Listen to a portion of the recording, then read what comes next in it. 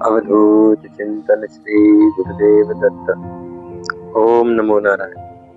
नमस्कार बंधु, आप हमारे YouTube चैनल के माध्यम से श्री भक्तमाल एवं योगी आत्मकथा एवं श्री अवधूत गीता का चिंतन और उनके उपदेश सुन रहे हैं। अवधूत गीता के अगले भाग में आप दत्तात्रेय तीर्थ अवधूत गीता सार का श्रवण करेंगे। ओम नमो नारायण। गुरुर् ब्रह्मा गुरुर्विष्णु गुरुर्देवो महेश्वरा गुरुर् साक्षात् परब्रह्म तस्मै श्री गुरुवे नमः। ओम श्री सद्गुरुदेवाय नमः। भगवान दत्तात्रेय अवधूत गीता में राजा यदु को अपने 24 गुरुओं का वर्णन सुनाते हैं। तत्पश्चात अवधूत गीता का वर्णन करते हैं। अवधूत गीता में अध्याय हैं, उससे पूर्व दत्तात्रेय तीर्थ ऐसे जीवन मुक्त ज्ञानी के जहां जहां चरण पड़ते हैं वह स्थान पवित्र होकर तीर्थ बन जाता है। भगवान दत्तात्रेय जी वैसे तो घूमते ही रहते थे, उन्होंने किसी स्थान विशेष को अपना निवास नहीं बनाया, किंतु चातुर्मास में वे किसी एक स्थान पर निवास करते थे, जिससे वे स्थान तीर्थ बन गए। उनका मुख्य स्थान गिरनार पर्वत है। दूसरा स्थान नासिक से कुछ दूर गोदावरी के किनारे है। तीसरा स्थान श्रीनगर शहर में से 2 मील दूर एक पर्वत पर है। और भी कई स्थान इनके नाम से प्रसिद्ध हैं। गीता नाम से कई ग्रंथ हैं, जैसे श्रीमद् भगवत गीता, अष्टावक्र गीता, गुरु गीता, यम गीता आदि सभी वेदांत ग्रंथ हैं, जिनकी विशिष्ट महिमा है, किंतु इन सब में इस अवधूत गीता का विशेष स्थान है। संसार में सर्वत्र द्वैत दिखाई देता है, जो केवल अज्ञान मात्र है, तथा इस द्वैत का कारण मन है। यह द्वैत आत्म अज्ञान के कारण ही दिखाई देता है, जो भ्रांति मात्र है। इस भ्रांति का निराकरण आत्मज्ञान के बाद ही होता है, जिससे सर्वत्र एकत्व की अनुभूति होती है। आत्मज्ञान के बाद ही ज्ञानी को ब्रह्म एवं आत्मा की सर्वव्यापकता का बोध होता है, जिससे द्वैत की सभी भ्रांतियां निर्मूल हो जाती हैं। सभी अद्वैत ग्रंथों में अद्वैत को समझाने के लिए ही द्वैत का प्रयोग किया जाता है, जो अज्ञानियों को समझाने के लिए है, किंतु यह वास्तविक नहीं। अज्ञानी जन इसे वास्तविक मानकर इससे संघर्ष करने लग गए, जिससे वे आत्मज्ञान से वंचित ही रह गए। वे ब्रह्म, ईश्वर, आत्मा, जीव, जगत, जीवात्मा, जड़, चेतन, शरीर, मन, बुद्धि, निराकार, साकार, निर्गुण, सगुण, सृष्टि, दृष्टा, शुभ, अशुभ, बंधन, मोक्ष, व्याप्य, व्यापक आदि में भेद करते रहे, जिससे यह परम तत्व ब्रह्म के ज्ञान से अनभिज्ञ ही रहे। सर्वत्र एकत्व की अनुभूति वे नहीं कर सके।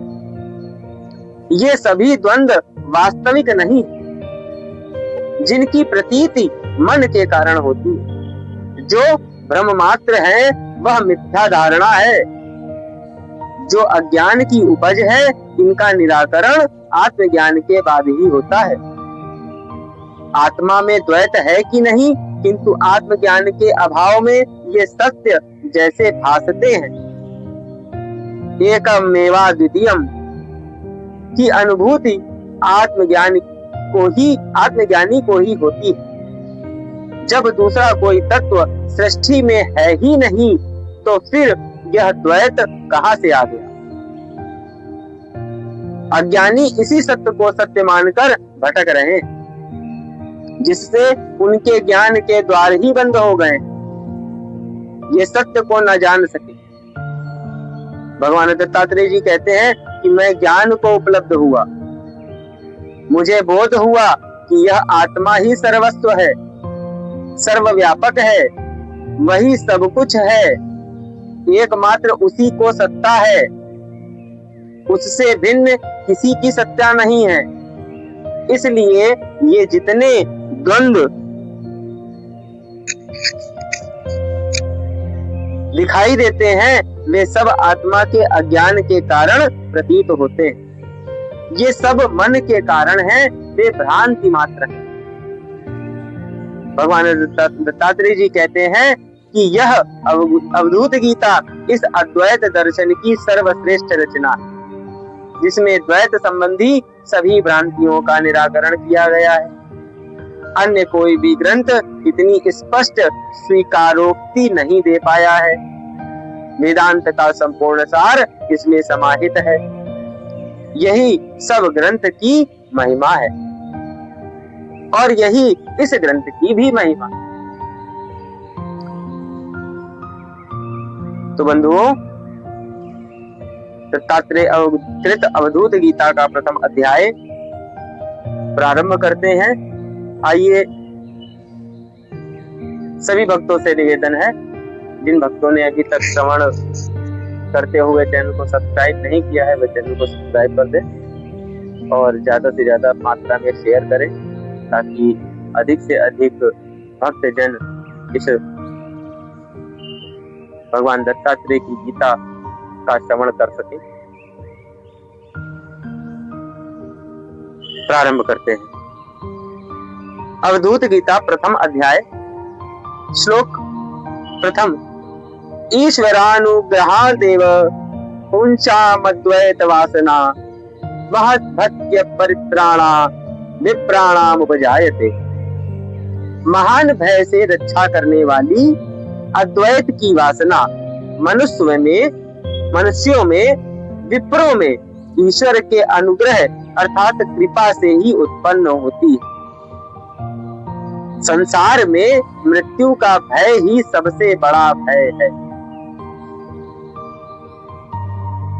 बार बार जन्म लेने एवं मरने से मनुष्य मुक्त होना चाहता है, किंतु अद्वैत की उपलब्धि के कारण बिना मुक्ति नहीं होती। अद्वैत का ज्ञान ही सृष्टि का सर्वोच्च ज्ञान है, अर्थात द्वैत की भावना ना हो, अद्वैत हो जाए, एकत्व की भावना आ जाए, यह ज्ञान ही इस सृष्टि का सर्वोच्च ज्ञान है, जिसकी पूर्ण व्याख्या वेदांत ग्रंथों में की गई है। ब्रह्म सूत्र, योग वशिष्ठ, उपनिषद, अष्टावक्र गीता आदि सभी अद्वैत की बात कहते हैं। अद्वैत का अर्थ है दो नहीं। जीव और ब्रह्म दो नहीं। सृष्टि और सृष्टा दो नहीं। प्रकृति और पुरुष दो नहीं, बल्कि एक ही। ब्रह्म सृष्टि के विभिन्न रूपों में अभिव्यक्त हुआ। एक ही ब्रह्म सृष्टि में अनेक रूपों में अभिव्यक्त हुआ। इसलिए जीव, सृष्टि, प्रकृति आदि उसी एक ब्रह्म के विभिन्न रूप मात्र हैं। इसलिए जीव, सृष्टि, प्रकृति आदि उसी एक ब्रह्म के विभिन्न रूप मात्र हैं। इनमें परस्पर एकत्व एवं साम्य है। परस्पर एक है और साम्य है, अर्थात बराबर है। भिन्नता बाहरी है, भीतर एकत्व है। सब कुछ संयुक्त अर्थात जुड़ा हुआ है। अज्ञानी को भिन्नता दिखाई देती है, जबकि ज्ञानी इनमें एकत्व देखता है। जीवन और ब्रह्म, जगत और ब्रह्म, प्रकृति और ब्रह्म में एकत्व देखना ही ज्ञान है तथा ज्ञान प्राप्ति के बाद ही मनुष्य इस जन्म मृत्यु के बंधन से मुक्त होता है। मुक्ति की अन्य कोई विधि नहीं। शास्त्र वचन भी है, ज्ञान के बिना मुक्ति नहीं होती। यह ज्ञान है जीव एवं ब्रह्म की एकता का ज्ञान। भगवान शंकराचार्य कहते हैं, जब तक ब्रह्म और आत्मा की एकता का बोध नहीं होता, जब तक ब्रह्म और आत्मा की एकता का बोध नहीं होता, तब तक 100 कल्प में भी मुक्ति नहीं हो सकती। ऐसा भगवान शंकराचार्य कह रहे हैं। इस अद्वैत की अनुभूति ही मनुष्य की मृत्यु रूपी महान भय से रक्षा कर सकती है। अद्वैत अर्थात एकता की, एकत्व की अनुभूति ही मृत्यु रूपी महान भय से रक्षा कर सकती है, अन्य कोई विधि नहीं। किंतु अद्वैत की वासना अथवा मुक्ति की इच्छा हर मनुष्य में नहीं हो सकती। यह भी सत्य है। अद्वैत की भावना और मुक्ति की इच्छा हर मनुष्य में नहीं हो सकती। मनुष्य मन, बुद्धि, अहंकार एवं शरीर में ही जीता है तथा पूर्व जन्मों के संस्कार ही उसका जीवन चलाते हैं, जिससे उसकी वासनाएं भी क्षुद्र एवं सीमित होती। वह रोटी, कपड़ा, मकान, धन, स्त्री, पुत्र, यश, प्रशंसा, सम्मान आदि की ही कामना करता है। यही वासनाएं उसे जन्म मरण से भयभीत करती, क्योंकि मृत्यु पर ये सभी उसका साथ नहीं दे सकते। जो व्यक्ति इन क्षुद्र वासनाओं से ग्रस्त है, उसमें कभी अद्वैत की वासना का उदय नहीं हो सकता, ना ही कभी उसे जीव एवं ब्रह्म की एकता का ही अनुभव हो सकता है। यह अनुभव ईश्वर की कृपा से कुछ ही व्यक्तियों को प्राप्त होता है, जिससे वे जीवन मुक्त होकर विचरते भी। ईश्वर के इस अनुग्रह को प्राप्त करने के लिए व्यक्ति को सर्वप्रथम अपनी पात्रता सिद्ध करनी पड़ती। अपात्र पर ईश्वर कृपा नहीं बरसती, अथवा यो कहना चाहिए कि ईश्वर की कृपा तो सब पर समान रूप से बरस ही रही है, किंतु अपात्र उसे ग्रहण नहीं कर पा रहा, इसलिए वह खाली रह जाता है। तथा पात्रता वाला व्यक्ति उसका लाभ उठा लेता है। भगवान दत्तात्रेय कहते हैं कि यह पात्रता विप्र होने से ही आती है। यह पात्रता भगवान दत्तात्रेय कह रहे हैं कि विप्र होने से ही आती है। विप्र का अर्थ है वेदाध्यासी। विप्र अर्थात वेदाध्यासी, वेदों का अनुसरण, वेदों का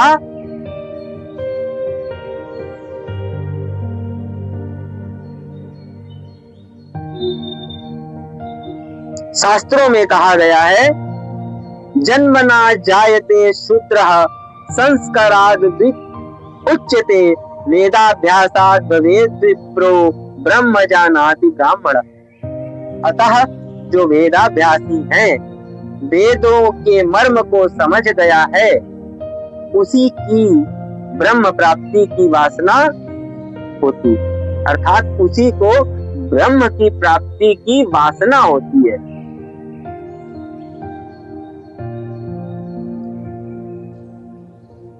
क्षुद्र वासनाओं से वो मुक्त हो जाता। यह उसकी पात्रता है, जिसे प्राप्त करने वाला ही विप्र कहलाता है।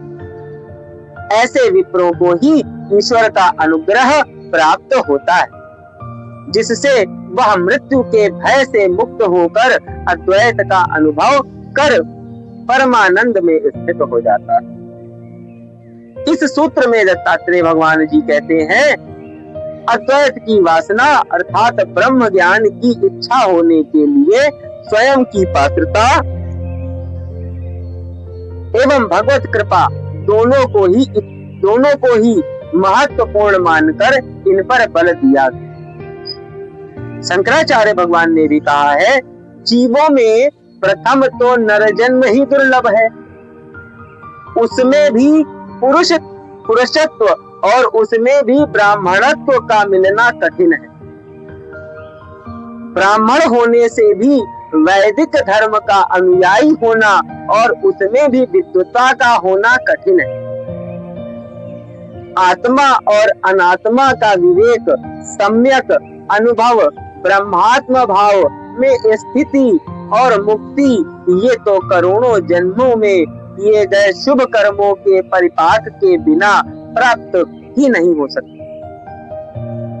भगवत कृपा ही जिनकी प्राप्ति का कारण है। ये नेदम पूरितम सर्वमात्मनैवात्म नात्मनि निराकारम कथम वंदे आभिन्न शिवमव्ययम्।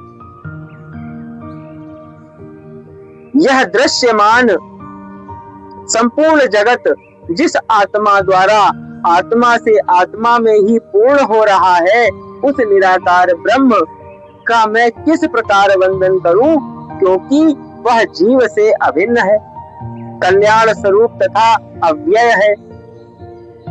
भगवान व्याख्या करते हैं, अज्ञानी जिसे आत्मज्ञान नहीं हुआ है, अज्ञानी को जीव तथा ब्रह्म में भिन्नता ज्ञात होती है। अज्ञानी को जीव तथा ब्रह्म में भिन्नता ज्ञात होती है। वह ईश्वर को जीवात्मा से भिन्न मानकर उसकी उपासना, वंदना, प्रार्थना, पूजा करता है तथा उसे प्रसन्न करके उससे इच्छित फल प्राप्ति की कामना करता है।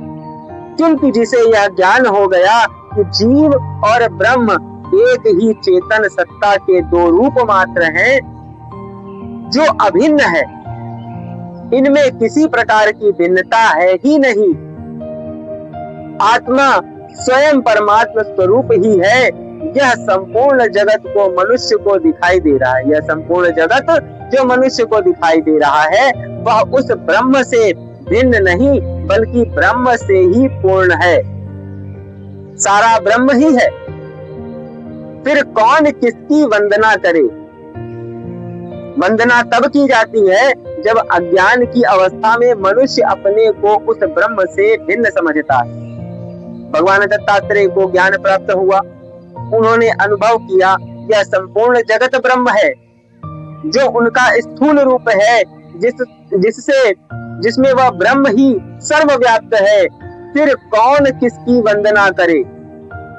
फिर ब्रह्म और जीव में कोई भेद ही नहीं है तथा वह निराकार है, स्वयं शिव रूप कल्याण स्वरूप है तथा अव्यय यानी नाश रहित है। यह आत्मा भी इसी गुण वाली है। फिर किसकी वंदना की जाए? इस अद्वैत की अनुभूति के बाद वंदना, उपासना, प्रार्थना आदि का कोई प्रयोजन नहीं रह जाता। इस अद्वैत की अनुभूति होने के बाद, इस ज्ञान का अनुभव हो जाने के बाद उपासना, पूजा और वंदना, प्रार्थना आदि का कोई प्रयोजन नहीं रहता। यही पूर्ण ज्ञान है, जिसके बाद जानने को कुछ भी शेष नहीं रह जाता। सभी प्रकार की साधनाएं ज्ञान प्राप्ति के लिए ही की जाती। ज्ञान प्राप्ति के बाद सभी साधनाएं व्यर्थ हो जाती, उन्हें छोड़कर ज्ञानी ब्रह्म में ही लीन रहता है।